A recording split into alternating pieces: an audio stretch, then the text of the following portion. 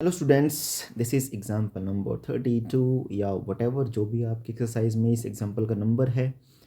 तो इस क्वेश्चन में बोला गया है कि a man of 5 to 2 meters walk away at a uniform speed of 5 kilometre per hour away from the lamp post which is 6 metre high. तो अपने पास एक लैम्प पोस्ट है, चलो बनाते हैं इसका डायग्राम। ठीक है, एक सेकंड एक सेकंड।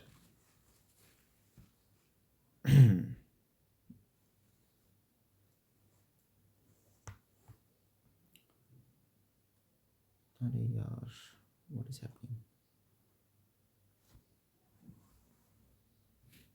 यस, तो एक लैम्प पोस्ट बनाते हैं। चलो पहले तो चलो भाई, this is what A lamp post. ठीक है, और यहाँ पे इसके ही पैरेलल में, मतलब इसी जो हॉरिजॉन्टल पे एक व्यक्ति खड़ा हुआ है। यहाँ पे मान लेते हैं ये हो गया एक व्यक्ति, और यहाँ से क्या हुआ ना, यहाँ से हुआ है एक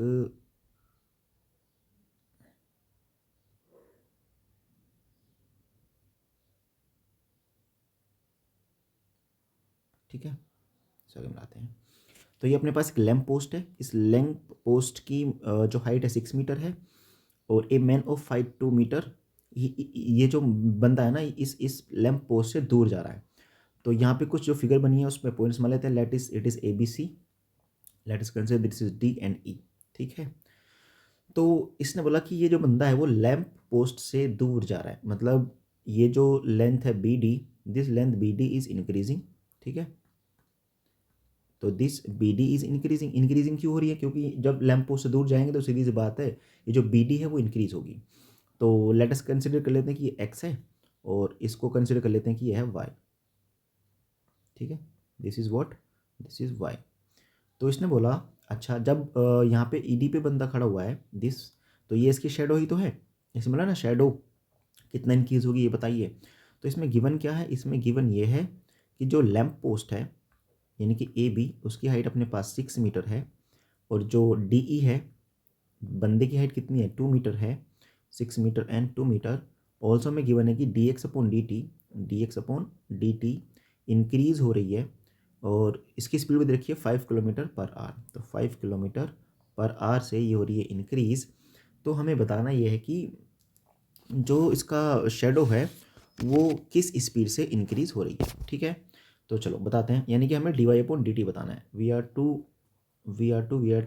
to calculate D Y upon D T. So हमें एक्स और वाई में एक रिलेशन चाहिए होगा, एक्स और वाई में रिलेशन चाहिए होगा।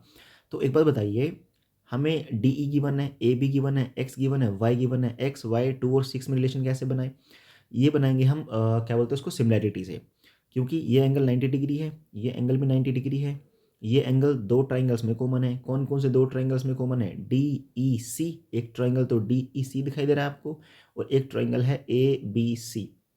तो ए बी सी और ई डी सी, इन दो ट्राइंगल्स में दो एंगल इक्वल है, एक 90 डिग्री और ये वाला एंगल दोनों में ही कॉमन है। So two angles in these two triangles are equal, so these two triangles are similar. If the two triangles are similar then we say they the sides of the those triangles is proportional. तो इन दोनों triangles की जो side है वो proportional होगी। That is, छोटे वाला ट्राइंगल जो है उसकी साइड है डी सी। फ्रॉम फिगर हमें देखें, फ्रॉम फिगर जो स्मॉलर ट्राइंगल है उसकी साइड है डी सी, अपॉन जो लार्जर ट्राइंगल है उसकी साइड है बी सी। तो डी सी बी सी के प्रोपोर्शनल है, इक्वल टू स्मॉलर ट्राइंगल में जो डी ई है वो प्रोपोर्शनल होगी लार्जर ट्राइंगल में ए बी के। तो ये प्रोपोर्शनल हमें गिवन है। ठीक है, हमने डी सी को माना हमने वाई, और बी सी हो जाएगा X plus Y equals to D E हमें 2 गिवन है और ए बी हमें 6 गिवन है। यहाँ पे क्रॉस मल्टीप्लाई कर लेंगे। क्रॉस मल्टीप्लाई करने के बाद ये रहेगा 3y equals to X plus Y. तो 2y इक्वल्स टू आ जाएगा x। यहाँ पर डिफ्रेंशिएट कर लेते हैं, तो 2 dy/dt is equal to dx over dt, dx upon dt। तो dy अपॉन dt, कुछ गड़बड़ तो नहीं हुआ? नहीं, कुछ गड़बड़ नहीं हुआ। तो हमें dx अपॉन dt गिवन है, तो dy अपॉन dt आ जाएगा 1/2 dx upon dt, and dx upon dt की वैल्यू है 5 किलोमीटर पर आवर। तो शेडो किस रेट से बढ़ेगी? So shadow the rate of the increment of shadow will be 5/2 kilometre per hour. ठीक है, इतना ईजी तो क्वेश्चन था ये।